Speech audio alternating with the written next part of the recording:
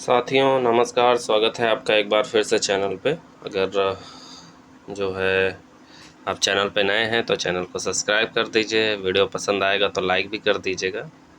ये हमारा 6वां टेस्ट है PCS 2023 और समीक्षा अधिकारी प्री और मेंस के लिए। ठीक है, तो अगर आप पिछले वीडियो नहीं देखे हैं तो चैनल पे जाके देख लीजिए, क्योंकि काफ़ी इम्पोर्टेंट क्वेश्चन है और ये जो प्रोवाइड कराया जा रहा है आपको बिल्कुल निःशुल्क है। इसकी PDF आपको जो है मेरे टेलीग्राम चैनल पे मिल जाएगी। जैसे ही ये टेस्ट कंप्लीट हो जाएगा आप जाकर टेलीग्राम चैनल से PDF डाउनलोड कर सकते हैं, आपको वहाँ ये टेस्ट सीरीज़ मिल जाएगी।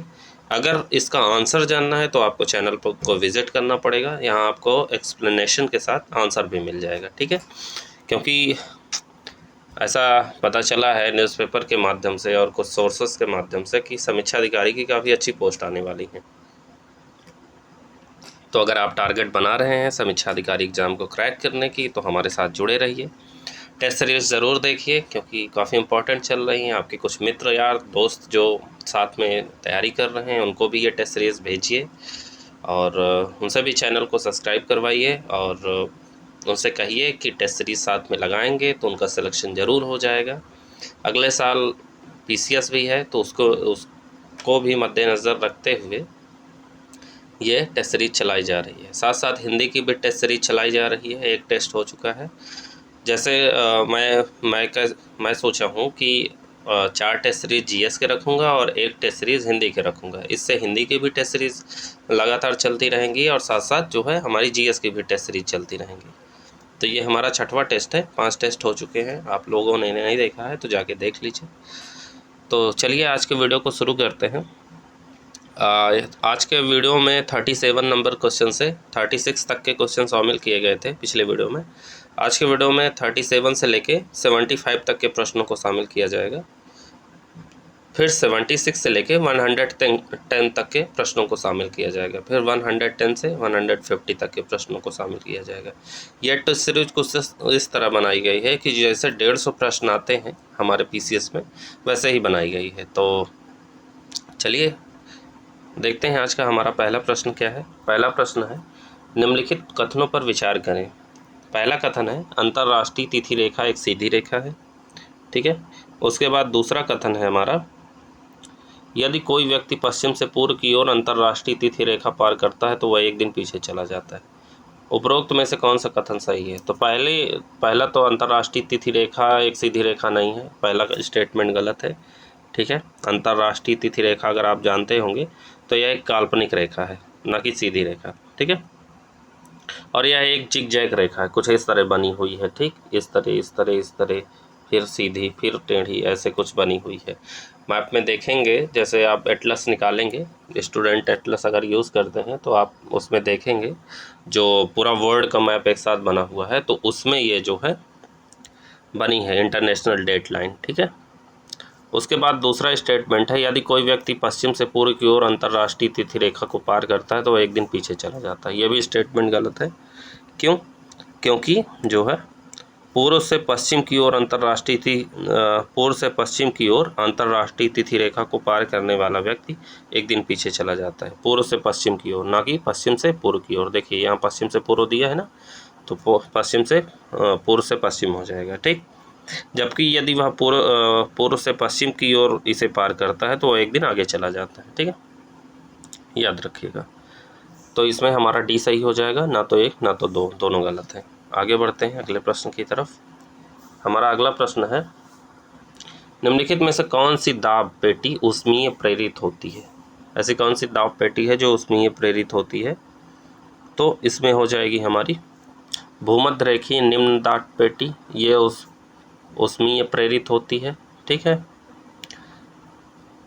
और ध्रुवीय उच्च दाब पेटी, ये दोनों जो है हमारी ऊष्मीय प्रेरित होती हैं, बल्कि उपोष्ण कटिबंधीय उच्च दाब पेटी और उप ध्रुवीय निम्न दाब पेटी ये जो है ऊष्मीय प्रेरित नहीं होती हैं। ठीक, क्योंकि भूमध्य रेखीय निम्न दबाव बेल्ट और ध्रुवीय उच्च दबाव बेल्ट थर्मल रूप से प्रेरित होते हैं, जबकि उष्णकटिबंधीय उच्च दबाव बेल्ट और उप ध्रुवीय निम्न दबाव बेल्ट गतिशील रूप से प्रेरित दबाव बेल्ट होते हैं। ठीक है, गतिशील रूप से।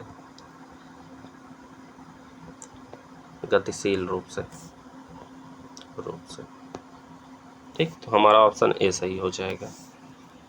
आगे बढ़ते हैं अगले प्रश्न की तरफ। अगला प्रश्न है, निम्नलिखित कथनों पर विचार करें। हमारा पहला कथन है कि भूमध्य रेखा विक्टोरिया झील से होकर गुजरती है। ठीक। दूसरा कथन है, अफ्रीका की दूसरी सबसे बड़ी नदी लिम्पोपो नदी है जो भूमध्य रेखा को 2 बार काटती है। तो पहला स्टेटमेंट हमारा सही है, भूमध्य रेखा विक्टोरिया झील से होकर गुजरती है, बिल्कुल सही है।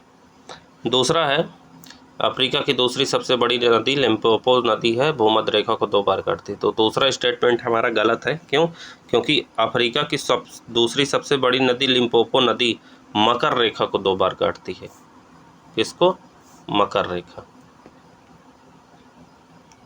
अगर आप मैप उठा के देखेंगे तो आपको दिखेगा कि मकर रेखा को लिम्पोपो नदी 2 बार काटती है। ठीक, तो हमारा पहला स्टेटमेंट सही है, दूसरा गलत है। तो कौन सा ऑप्शन हो जाएगा? ऑप्शन बी हो जाएगा। आगे बढ़ते हैं अगले प्रश्न की तरफ। हमारा अगला प्रश्न है, निम्नलिखित कथनों पर विचार करें। पहला कथन है हमारा, माही नदी राजस्थान से निकलती है। पहला स्टेटमेंट हमारा गलत है। माही नदी राजस्थान से नहीं बल्कि मध्य प्रदेश के धार जिले। कौन सा जिला? धार जिला। धार जिला के मिंडा गांव। कौन सा गांव? मिंडा गांव से निकलती है। तो पहला स्टेटमेंट हमारा गलत हो गया। माही नदी कहाँ से निकलती है? मध्य प्रदेश के धार जिले के मिंडा गांव से। दूसरा है स्टेटमेंट, कदना जल विद्युत परियोजना माही नदी पर बनी है। बिल्कुल सही स्टेटमेंट है। ठीक है। तीसरा है, माही नदी कर्क रेखा को 2 बार काटती है। यह भी स्टेटमेंट सही है। तो अगर भारत में पूछे कि कौन सी नदी है जो कर्क रेखा को 2 बार काटती है, तो वो माही नदी है। ठीक, तो हमारा ऑप्शन कौन सा हो जाएगा? ऑप्शन सी हो जाएगा, 2 और 3। आगे बढ़ते हैं अगले प्रश्न की तरफ। हमारा अगला प्रश्न है, निम्नलिखित में से कौन अटलांटिक महासागर की एक ठंडी धारा है? अटलांटिक महासागर की पूछ रहा है। तो अटलांटिक महासागर की जो है बेंगुएला जो होती है वो अटलांटिक महासागर की ठंडी धारा है। ठीक। कैलिफोर्निया और हम्बोल्ट पेरू धाराएं जो होती हैं, कैलिफोर्निया, हम्बोल्ट या पेरू धाराएं प्रशांत महासागर से निकलने वाली कौन सी धाराएं हैं? ठंडी हैं। ये याद रखिएगा। ये कहाँ से निकलती हैं? प्रशांत से। मेरा एक वीडियो है, अगर आपको जो है ये जानना है कि कौन सी धारा कहाँ से निकलती है, तो मैंने उसमें सब कुछ डिटेल में बता दिया है। ज़्यादा बड़ा वीडियो नहीं है, 3-4 मिनट का वीडियो है। उसमें सब कुछ लिखा है कि कौन सी धाराएं कहाँ से निकलती हैं, ठंडी कौन सी है, कौन सी गर्म जल धारा है, कौन सी किस महासागर की धाराएं हैं। ठीक है, वो वीडियो ज़रूर आप लोग जाके देख लीजिएगा, चैनल पे है। ठीक। और तो हमारी बेंगुएला धारा जो होती है वो अटलांटिक महासागर की ठंडी धारा है। ठीक है। कैलिफोर्निया और हम्बोल्ट हमारी ठंडी धारा है, लेकिन कहाँ की? प्रशांत महासागर की। ठीक। और फ्लोरिडा जो धारा है, ये फ्लोरिडा जो बच जाती है, ये है कहाँ की? अटलांटिक ओशन की। कहाँ की? अटलांटिक ओशन की, अटलांटिक महासागर की है। और ये जो है फ्लोरिडा जो है वो गर्म जल धारा है। ठीक है, गर्म जल धारा, याद रखिएगा। मेरा वीडियो ज़रूर जाके देख लीजिएगा, 3-4 मिनट का वीडियो है। उसमें सारी धाराओं के बहुत अच्छे से एक्सप्लेन किया गया है। उससे एक ज़रूर क्वेश्चन पूछता है, देखिए जैसे इस टेस्ट सीरीज़ में पूछ लिया गया है, तो आपके क्वेश्चन ज़रूर अच्छे से सॉल्व हो जाएंगे। कभी कभी सही मिलान को भी पूछ लेता है। तो 3-4 मिनट में आपका एक क्वेश्चन तैयार हो जाएगा, उसको जाके ज़रूर देख लीजिएगा। ठीक, आगे बढ़ते हैं। अगला प्रश्न है हमारा, सूची मिलाना है सूची 1 को सूची 2 से। ठीक, अब ये दिया हुआ है कि सूची 1 में जो है किसका संबंध कहाँ से है। ठीक, तो ये हवाएं एक तरफ दी गई हैं जो चलती हैं, और एक तरफ जगह का स्थान दिया गया, मतलब स्थान दिए गए हैं कहाँ चलती है। ठीक है, तो जो फोहेन है, फोहेन चलती है आल्प्स माउंटेन में। ठीक है, कहाँ? आल्प्स माउंटेन में। ब्रिकफील्डर चलती है ऑस्ट्रेलिया में। कहाँ? ऑस्ट्रेलिया में। ठीक है, उसके बाद शामल चलती है इराक में, और चिनूक चलती है रॉकी माउंटेन में। ठीक, तो हमारा कौन सा ऑप्शन सही हो जाएगा? हमारा ऑप्शन बी सही हो जाएगा। ठीक, फोएन से ही हमारा ऑप्शन सही हो गया था, क्योंकि दूसरा जो है सिर्फ ए में दिया गया है, बाकी और किसी में नहीं दिया गया है। ठीक, तो इस तरह भी हम जो है प्रश्नों को समझेंगे, और कभी कभी जो है हमारा ऑप्शन से ही उत्तर निकल आता है। ठीक, आगे बढ़ते हैं। अगला प्रश्न है हमारा, इसमें भी सूची मिलाना है। एक तरफ खनिज दिए गए हैं, एक तरफ दिया गया है सबसे बड़ा उत्पादक। ठीक, तो चलिए मिलाते हैं। मैग्नीज का सबसे बड़ा उत्पादक है हमारा मध्य प्रदेश। कौन सा? मध्य प्रदेश। अब्रक का हमारा उत्पादक सबसे बड़ा है, वो है आंध्र प्रदेश। क्रोमाइड का है सबसे बड़ा उत्पादक उड़ीसा, और टिन का है छत्तीसगढ़। ठीक, याद रखिएगा, मैग्नीज का मध्य प्रदेश, अब्रक का आंध्र प्रदेश, क्रोमाइड का उड़ीसा और टिन का छत्तीसगढ़। हमारा ऑप्शन डी सही हो जाएगा। आगे बढ़ते हैं अगले प्रश्न की तरफ। अगला प्रश्न है हमारा, विश्व में तांबे का सबसे बड़ा उत्पादक है। तो विश्व में तांबे का सबसे बड़ा उत्पादक है चिली। ठीक है, चिली जो है दुनिया का सबसे बड़ा उत्पादक है तांबे का। ठीक, याद रखिएगा। अगला प्रश्न है, आर्थिक सर्वेक्षण 2021-22 के अनुसार देश में कुल शुद्ध बुआई क्षेत्र में शुद्ध सिंचित क्षेत्र का हिस्सा है। कितना हिस्सा है? तो ये है 49%। ठीक है, आर्थिक सर्वेक्षण 2021-22 के अनुसार देश में कुल शुद्ध बोए गए क्षेत्र में शुद्ध सिंचित क्षेत्र का हिस्सा 49% है। कुल सिंचित क्षेत्र का आकार 40% नहर के माध्यम से और 60% भूजल के माध्यम से सिंचित होता है। ठीक,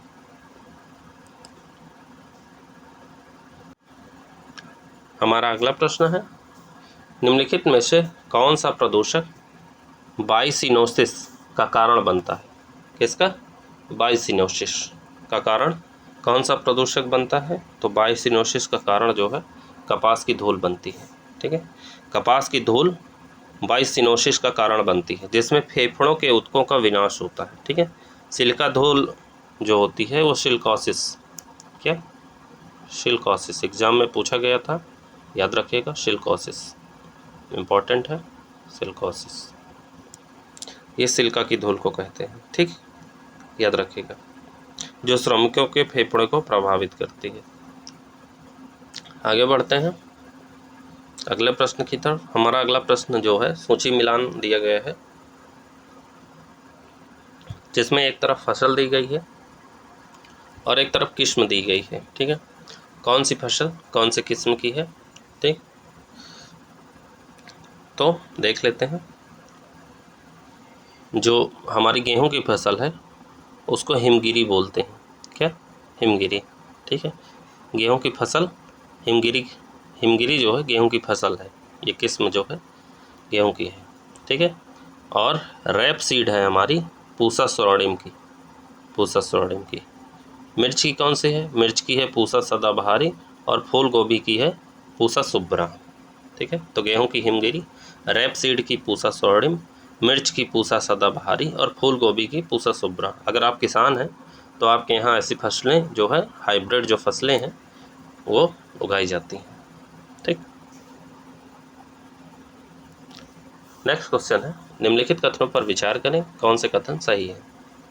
पहला हमारा कथन है कि जैविक ऑक्सीजन मांग जल में मौजूद कार्बनिक पदार्थों के मापन की एक विधि है।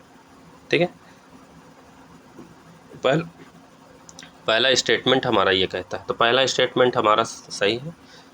BMD बोलते हैं, BMD जैविक ऑक्सीजन मांग जल, जिसे बोलते हैं बायोलॉजिकल ऑक्सीजन डिमांड, जिसे कहते हैं इंग्लिश में।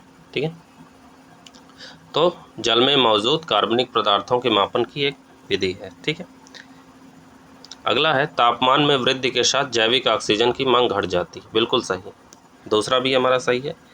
होता क्या है कि जैविक ऑक्सीजन की मांग का उपयोग जल के नमूने में सूक्ष्म जीवों द्वारा ऑक्सीजन के अवशोषण की दर को मापने के लिए किया जाता है। ठीक, और इस प्रकार परोक्ष रूप से BOD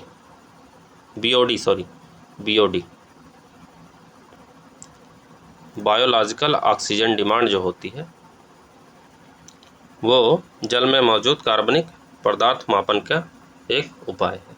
ठीक है, तो हमारा ऑप्शन डी सही हो जाएगा, दोनों सही हैं। आगे बढ़ते हैं अगला प्रश्न। अगला प्रश्न है, वे पौधे और सूक्ष्म जीव जो वायु जल अंतर अंतरापृष्ठ पर रहते हैं कहलाते हैं। तो ऐसे कौन से पौधे और जीव हैं, सूक्ष्म जीव, जो वायु जल अंतरापृष्ठ, ठीक है, मतलब एयर वाटर इंटरफेस। अगर हिंदी समझ में नहीं आ रही कि अंतरापृष्ठ को क्या बोलते हैं, तो एयर वाटर इंटरफेस, तो उनको क्या कहते हैं, वो क्या कहलाते हैं? तो वे पौधे और सूक्ष्म जीव जो जल वायु अंतरापृष्ठ पर रहते हैं उन्हें न्यूस्टन कहा जाता है। क्या कहा जाता है? न्यूस्टन। न्यूस्टन कहा जाता है।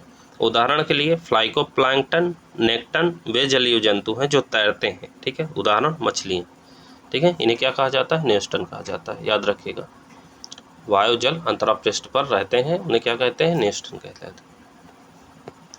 अगला प्रश्न है हमारा, भारत में सबसे बड़ा कृषि आधारित उद्योग कौन सा है?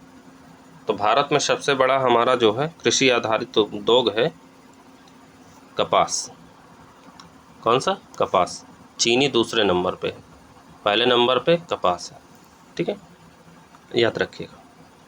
आगे बढ़ते हैं अगले प्रश्न की तरफ। हमारा अगला प्रश्न है, इन द्वीपों को उत्तर से दक्षिण की ओर व्यवस्थित कीजिए, ठीक है, कुछ द्वीप के नाम दिए गए हैं, इन्हें उत्तर से दक्षिण की ओर व्यवस्थित करना है। तो सबसे उत्तर में होता है स्वराज द्वीप। अभी कभी आप अंडमान जो है का मैप खोल के देखेंगे तो सबसे ऊपर स्वराज द्वीप है, फिर उसके बाद जो है शहीद द्वीप आता है, ठीक है, और सबसे जो है दक्षिण में नेताजी सुभाष चंद्र बोस द्वीप आता है, ठीक है। तो सबसे पहले नंबर पे आएगा उत्तर में ये, दूसरे पे आएगा ये, और तीसरे पे आएगा ये। तो हमारा 2, 3, 1 कौन सा ऑप्शन सही है? ऑप्शन डी सही है, ठीक। आप जो है अंडमान निकोबार का जो है मैप निकाल के देखिए, उसमें आपको ये दिखेंगे, जो इनके नाम बदले गए हैं, ये नाम रखे गए हैं, आपको उसमें दिख जाएंगे। हमारा अगला प्रश्न है, निम्नलिखित कथनों पर विचार कीजिए। पहला कथन हमारा कहता है कि हॉर्मुज जलडमरू मध्य फारस की खाड़ी को ओमान की खाड़ी से जोड़ता है, ठीक। हमारा दूसरा कथन है, हॉर्मुज जलडमरू मध्य ईरान और ओमान को अलग करता है। इस्तांबुल शहर हॉर्मुज जलडमरू मध्य के तट पर स्थित है, ठीक। तो 3 स्टेटमेंट दिए गए हैं। पहला स्टेटमेंट, अच्छा कौन सा कथन सही है पूछा है। पहला कथन है हॉर्मुज जलडमरू मध्य फारस की खाड़ी को ओमान की खाड़ी से जोड़ता है, बिल्कुल सही स्टेटमेंट है, ठीक, क्योंकि इस्तांबुल शहर जो है ये हॉर्मुज जलडमरू मध्य जो है स्ट्रेट ऑफ हॉर्मुज, वो फारस की खाड़ी को ओमान की खाड़ी से जोड़ता है। आप जब मैप देखेंगे, ठीक, उसमें जो है जो ईरान वाला आपका हिस्सा दिखेगा,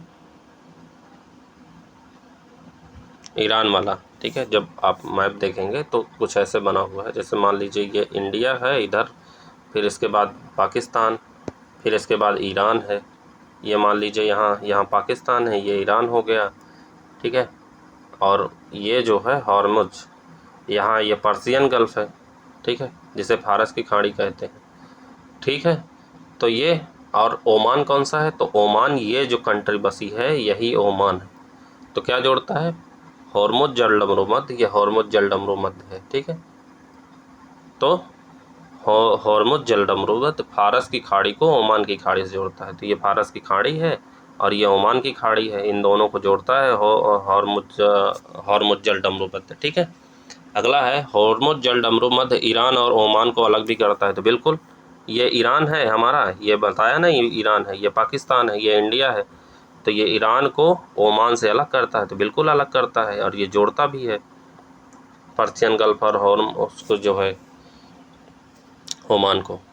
अगला है, इस्तांबुल शहर हॉर्मुज जलडमरू मध्य के तट पर स्थित है, बिल्कुल गलत है। इस्तांबुल आप देखेंगे तो इस्तांबुल काफ़ी दूर है, ठीक। इस्तांबुल शहर बॉस्पोरस के जलडमरू मध्य के तट पर स्थित है। किसके तट पर? बॉस्पोरस के, ठीक, बॉस्पोरस की खाड़ी आप देखेंगे तो वहाँ दिखेगा आपको। बॉस्पोरस का जलडमरू मध्य काला सागर और मरमरा सागर को जोड़ता है। ब्लैक सी आप देखे हैं, ब्लैक सी जो है चर्चा में रहा है, क्योंकि रसिया और यूक्रेन का युद्ध जब चल रहा था तो वहाँ पे बहुत सारे नौसैनिक जो है अड्डे बना दिए गए थे काला सागर में, तो इसी वजह से वो चर्चा में रहा है। आप काला सागर देखिएगा, तुर्की के ऊपर है, ठीक, और यूक्रेन के नीचे है, वहाँ आपको दिख जाएगा। तो बॉस्फोरस का जलडमरू मध्य काला सागर और मरमरा सागर को जोड़ता है और एशिया को यूरोप से अलग करता है, ठीक। तो हमारा कौन सा ऑप्शन सही हो जाएगा? हमारा ऑप्शन सही हो जाएगा सी, ठीक है, 1 और 2। आगे बढ़ते हैं, अगला प्रश्न है हमारा, हाल ही में Mahatma Gandhi green triangle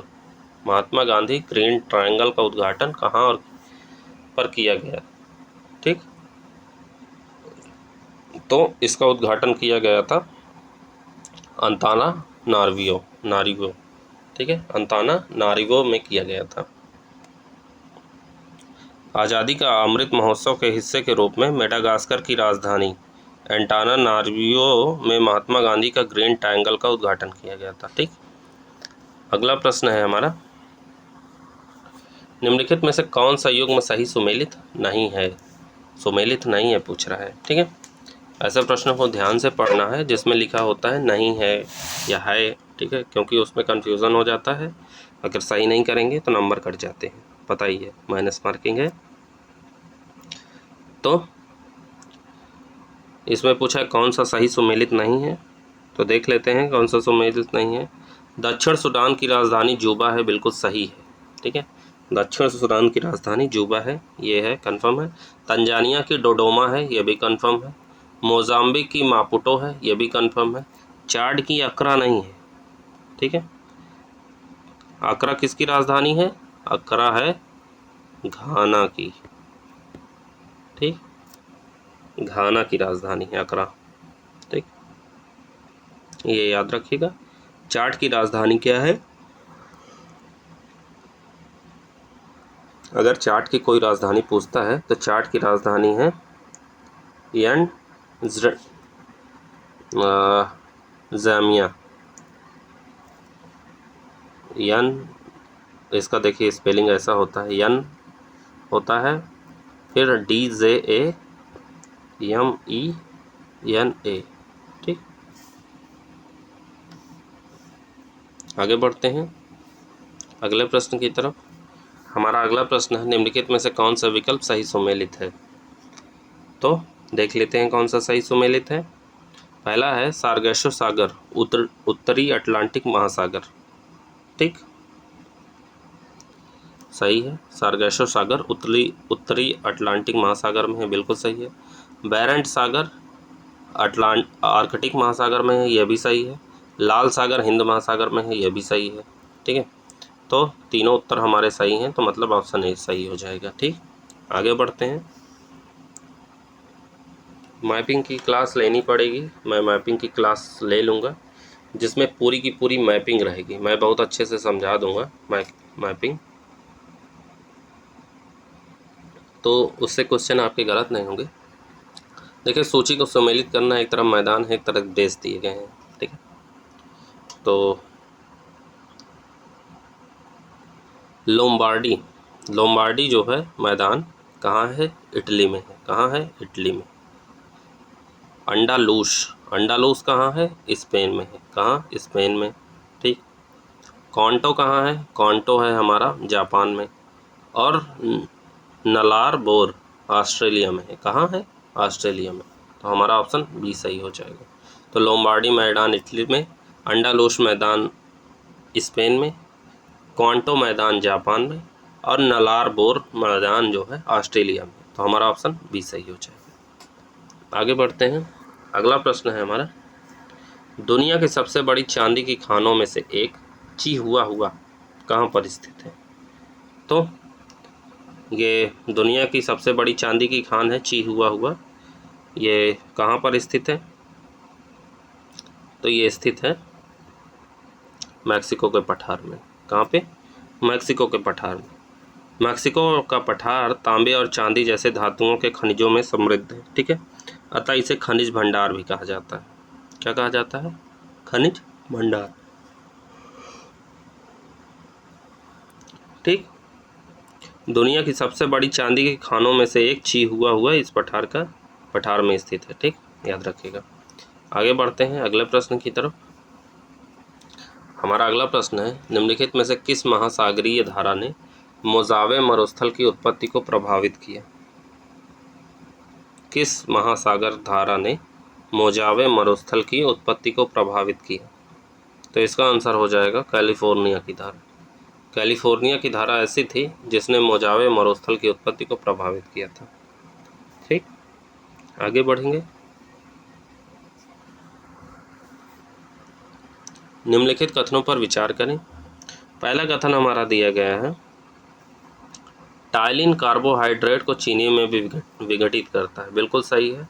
ptyalin जो होता है वो कार्बोहाइड्रेट को चीनी में जो है विघटित कर देता है, यानी तोड़ देता है। ठीक, अगला स्टेटमेंट है, लार एमाइलेज या टाइलिन क्लोराइड आयनों द्वारा सक्रिय होता है। तो दूसरा स्टेटमेंट भी हमारा सही है, क्योंकि मानव लार में पाया जाने वाला एमाइलेज या टाइलिन जो मुख में स्टार्च के पाचन में मदद करता है, यह मानव लार में पाया जाने वाला सबसे आम एंजाइम है।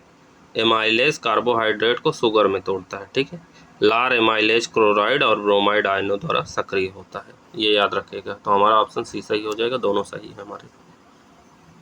आगे बढ़ते हैं अगले प्रश्न की तरफ। हमारा अगला प्रश्न है, निम्नलिखित में से किस शहर में भारतीय अनाज भंडारण प्रबंधन और अनुसंधान संस्थान स्थित है? किस शहर में है?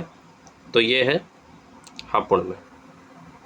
ठीक है, हापुड़ जो है उत्तर प्रदेश का एक जिला है जहाँ पे भारतीय अनाज भंडारण प्रबंधन और अनुसंधान संस्थान स्थित है। याद रखिएगा, इम्पोर्टेंट क्वेश्चन है क्योंकि यूपी से है। आगे बढ़ते हैं अगले प्रश्न की तरफ। जब किसी वस्तु का वेग दोगुना हो जाता है तो उसकी गतिज ऊर्जा कितनी होगी? अगर कोई वस्तु है उसका वेग दोगुना हो जाए तो उसकी गतिज ऊर्जा कितनी होगी?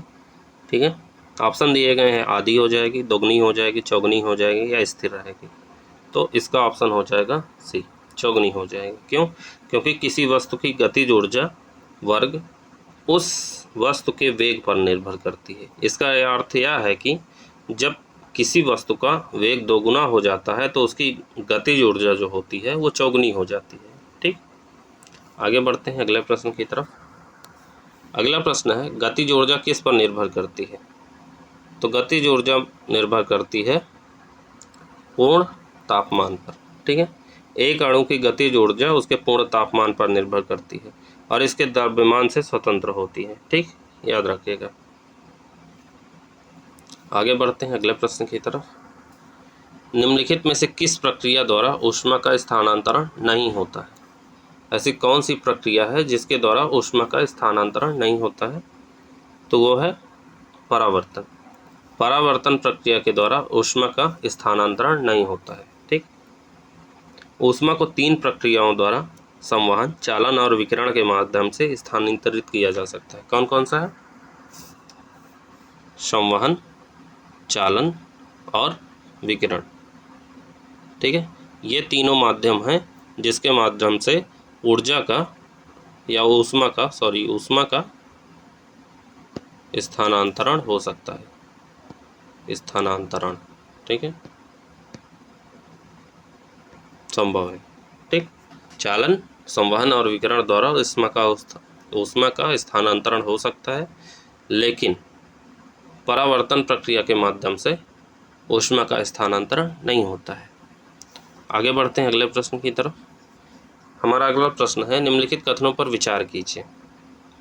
ठीक, कथन दिया गया है कि एक विद्युत जनरेटर यांत्रिक ऊर्जा को विद्युत ऊर्जा में परावर्तित करता है। बिल्कुल सही है, जो विद्युत जनरेटर है वो यांत्रिक ऊर्जा को विद्युत ऊर्जा में बदल देता है। ठीक है, अगला है, विद्युत जनरेटर द्वारा विद्युत चुंबकीय प्रेरण के सिद्धांत पर काम करता है। बिल्कुल, ये भी सही है, विद्युत चुंबकीय प्रेरण के सिद्धांत पे ही वर्क करता है जिससे बिजली उत्पन्न होती है। ठीक, तो कौन सा कथन सही है? तो हमारे दोनों कथन सही हैं।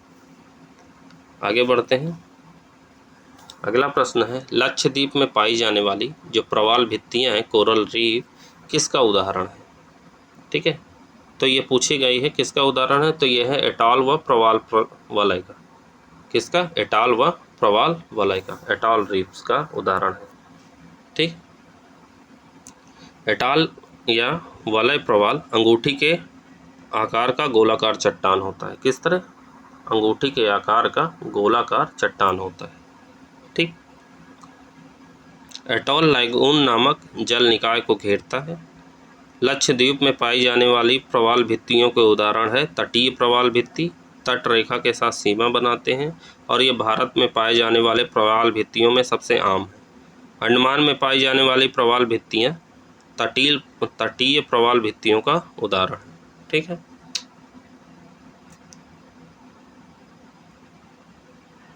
याद रखिएगा। आगे बढ़ते हैं।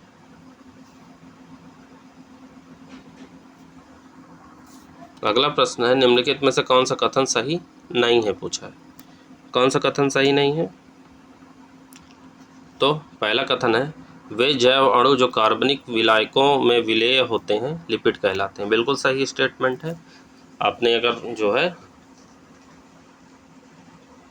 केमिस्ट्री पढ़ी होगी तो उसमें आप पढ़े होंगे कि जो जैव अणु होते हैं अगर वो कार्बनिक विलायकों में विलेय होते हैं तो उन्हें लिपिड कहा जाता है। दूसरा है, उच्च घनत्व वाले लिपोप्रोटीन HDL कोलेस्ट्रॉल का एक खराब रूप है क्योंकि यह रक्त वाहिकाओं के आंतरिक भाग में जमा होते हैं। गलत स्टेटमेंट है। तीसरा स्टेटमेंट है, लिपिड कोशिकाओं के बीच एक संदेशवाहक का कार्य करते हैं और सेलुलर झिल्ली का निर्माण करते हैं। तो तीसरा भी हमारा सी स्टेटमेंट सही है और डी तो होगा ही नहीं।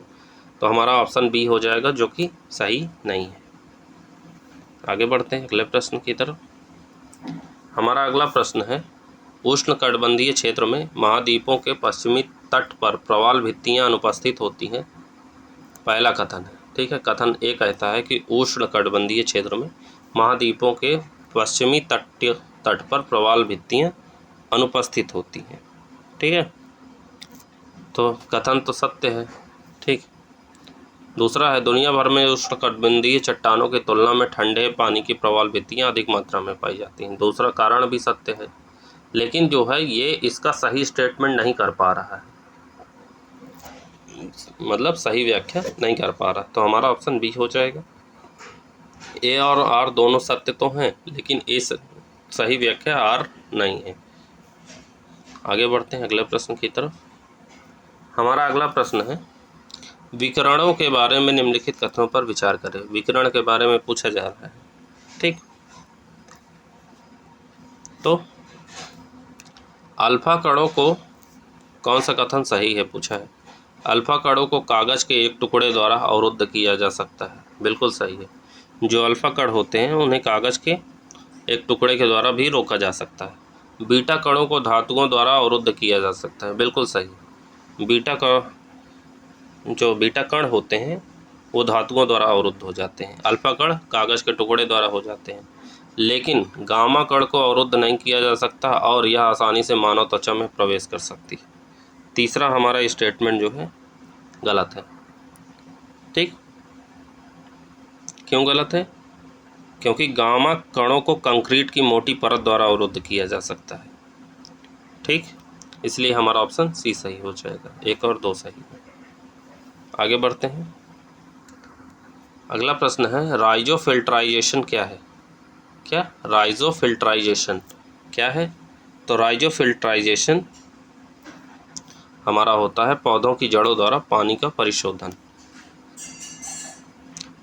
डिकंटोमिनेशन of water by plant roots. ठीक है, ये दिया गया है इधर इंग्लिश में, इसे राइजोफिल्ट्रेशन कहते हैं। याद रखिएगा। आगे बढ़ते हैं अगले प्रश्न की तरफ। हमारा अगला प्रश्न है, निम्नलिखित कथनों पर विचार करें। कौन सा कथन सही है? हमारा पहला कथन कहता है कि जैव द्रव्यमान के दहन से कार्बन डाइऑक्साइड निर्गमित होती है। जैव द्रव्यमान के दहन से। ठीक, दूसरा स्टेटमेंट है हमारा, जैव द्रव्यमान के दहन से वातावरण में कार्बन डाइऑक्साइड की वृद्धि नहीं होती है। तो पहला स्टेटमेंट हमारा सही है। जैव द्रव्यमान के दहन से कार्बन डाइऑक्साइड निर्गमित होती है और इसे उस कार्बन डाइऑक्साइड द्वारा संतुलित कर लिया जाता है जो इन जैव द्रव्यमान में विकास में सहायक होती है। ठीक है, और जैव द्रव्यमान के दान से वातावरण में कार्बन डाइऑक्साइड में वृद्धि नहीं होती। तो दूसरा स्टेटमेंट भी हमारा सही है, क्योंकि इससे वातावरण में कार्बन डाइऑक्साइड की वृद्धि नहीं होती, क्योंकि जैव द्रव्यमान के विकास में कार्बन डाइऑक्साइड की उतनी ही मात्रा को अवशोषित होती है जितनी ईंधन के रूप में इसकी खपत होने पर वातावरण में वृद्धि होती है। तो हमारा ऑप्शन सी सही हो जाएगा। आगे बढ़ते हैं अगले प्रश्न की तरफ। हमारा अगला प्रश्न है, निम्नलिखित में से कौन से पौधे की वृद्धि के लिए आवश्यक एक सूक्ष्म पोषक तत्व नहीं है। ठीक है, पौधे की वृद्धि के लिए कौन सा सूक्ष्म पोषक तत्व आवश्यक नहीं होता है, तो वो होता है मैग्नीज। मैग्नीज जो है आवश्यक नहीं होता। पौधे की वृद्धि के लिए माइक्रोन्यूट्रिएंट्स कौन कौन से आवश्यक हैं, उसमें नाइट्रोजन है, मैग्नीशियम है, मैग्नीज नहीं। ठीक है, मैग्नीज नहीं, ये नहीं होता है। ठीक, नाइट्रोजन होता है, मैग्नीशियम होता है, सल्फर होता है, कैल्शियम होता है, फास्फोरस होता है और पोटेशियम होता है। ठीक, याद रखिएगा।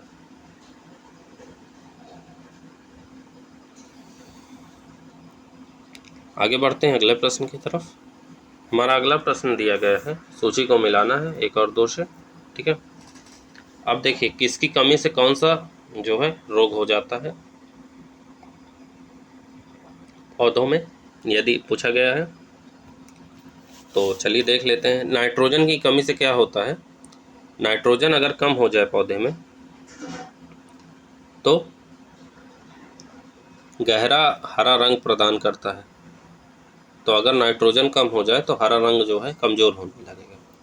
कैल्शियम से क्या होता है, तो कैल्शियम से होता है पत्ती गिरने से रोकना, कैल्शियम का काम होता है। ठीक है, पोटेशियम का क्या काम होता है, पोटेशियम का काम होता है शुष्क वातावरण का प्रतिरोध करना, और फास्फोरस का काम होता है जड़ की वृद्धि को उत्तेजित करना। ठीक है, तो हमारा ऑप्शन डी सही हो जाएगा। नाइट्रोजन का काम है गहरा रंग हरा रंग प्रदान करना, कैल्शियम का काम है पत्ती को गिरने से रोकना, पोटेशियम का काम होता है शुष्क वातावरण का प्रतिरोध करना। ठीक, और फास्फोरस का काम है जड़ की वृद्धि को उत्तेजित करने के लिए। ठीक है, आगे बढ़ते हैं अगले प्रश्न की तरफ। हमारा अगला प्रश्न है, कथन और कारण दिए गए हैं। ठीक है, कथन में कहता है कि दक्षिणी ध्रुव पर ओजोन क्षय अधिक मात्रा में होती है। बिल्कुल सही है। ठीक है, जब आप साउथ पोल देखेंगे मैप में हम पढ़ेंगे तो साउथ पोल में जो है ओजोन क्षरण सबसे अधिक होता है। अंटार्कटिका में मौसम की स्थिति चरम होती है। बिल्कुल सही है, तो 2 कारण भी हमारा सही है और ये जो है इससे सही व्याख्या भी करता है। तो हमारा ऑप्शन ए सही हो जाएगा। ठीक है, हालांकि क्लोरोफ्लोरोकार्बन दुनिया भर में समान रूप से पाए जाते हैं। जो CFC होता है, ठीक है, वो दुनिया भर में समान रूप से पाए जाते हैं। ओजोन परत का क्षरण अंटार्कटिक वातावरण में मौसम की चरम स्थिति के कारण दक्षिणी ध्रुव पर अधिक होता है। ठीक, इसी वजह से हमारा ऑप्शन ए सही है। आगे बढ़ते हैं। हमारा अगला प्रश्न है, निम्नलिखित में से किसका डेसिबल स्तर सबसे कम होता है, सबसे कम होता है डेसिबल स्तर। तो इसमें जो है सबसे कम डेसिबल स्तर होता है पत्तों की सरसराहट का। कितना डेसिबल होता है, तो होता है 10 डेसिबल। ठीक है, 10 डेसिबल होता है पत्तों का। ठीक, लाइब्रेरी का कितना होता है, तो लाइब्रेरी का होता है 40 डेसिबल। कितना, 40 डेसिबल। रात में शयन कक्ष का डेसिबल अगर जो है पूछ लिया जाए तो इसका होता है 30 डेसिबल। कितना, 30 डेसिबल। और शांत कार्यालय पूछ लिया जाए तो इसका होता है 50 डेसिबल। 50 डेसिबल। अब देखिए इसी पे ये सवाल पूछ सकता है, एक तरफ डेसिबल दे देगा, एक तरफ पूछ लेगा सही मिलान करिए। तो जैसा मैंने बताया कि पत्तों की जो सरसराहट होती है उसका डेसिबल सबसे कम होता है, 10 होता है, और पुस्तकालय का होता है 40 डेसिबल, रात में शयन कक्ष का होता है 30 डेसिबल, और शांत कार्यालय का होता है 50 डेसिबल। और अगर पूछ ले ब्रॉडकास्टिंग स्टूडियो का कितना होता है, तो 20 डेसिबल। ठीक, तो हमारा ऑप्शन ए सही हो जाएगा। हमारा नेक्स्ट क्वेश्चन देखते हैं 75 नंबर। ये हमारा आखिरी प्रश्न होगा आज का। ठीक है, तो देख लेते हैं। निम्नलिखित को सही कालानुक्रमिक क्रम में व्यवस्थित कीजिए। ठीक, अब अगर आप जानते हैं तो इनका सही कालक्रम जानते ही होंगे। तो मॉन्टियर प्रोटोकॉल हुआ था 1987 में, सबसे पहले 1987, याद होगा, आप पढ़े होंगे। नगोया प्रोटोकॉल होता है हमारा 2010 में, सबसे लेटेस्ट। कब, इधर ही लिख देते हैं, 1987। ठीक, मॉन्टियर प्रोटोकॉल होता है हमारा, सॉरी उल्टा लिख दिया मैंने, मॉन्ट्रियल के सामने 1987। नगोया हमारा होता है 2010 में। कब, 2010 में। फिर क्योटो प्रोटोकॉल होता है हमारा 1997 में। कब, 1997 में। और कार्टाजेना प्रोटोकॉल होता है हमारा 2000 में। ठीक, 2000 में। तो अब अगर पूछ ले कि सबसे पहले कौन सा हुआ, तो मॉन्ट्रियल हुआ 1987 में। फिर कौन सा हुआ, तो उसके बाद क्योटो प्रोटोकॉल हुआ 1997 में। फिर कौन सा हुआ, कार्टाजेना प्रोटोकॉल 2000 में। और फिर 2010 में लेटेस्ट नगोया प्रोटोकॉल। ठीक, तो हमारा कौन सा ऑप्शन सही हो जाएगा, हमारा ऑप्शन इसी स्तर पे बी सही हो जाएगा। ठीक है, 2, 3, 4, 1। तो ये हो गए हमारे 75 तक के प्रश्न। आज के लिए इतना ही। बाकी 76 से लेके 110 तक के प्रश्नों को आगे शामिल किया जाएगा अगले वीडियो में। ठीक है, पीछे के वीडियो अगर आप लोगों ने नहीं देखे तो जाके देख लीजिए, चैनल पे हैं। और जैसे मैंने बताया था कि जो बीच में मैं बता रहा था कि अटलांटिक महासागर में कौन सी धाराएं पाई जाती है, कौन सी प्रशांत में, तो धाराओं से संबंधित एक वीडियो बना है, 4-5 मिनट का है, उसे आप जाके देख लीजिए, उससे आपके सारे डाउट्स क्लियर हो जाएंगे। तो मिलते हैं अगले वीडियो में, तब तक के लिए जय हिंद, जय Bharat, thank you so much.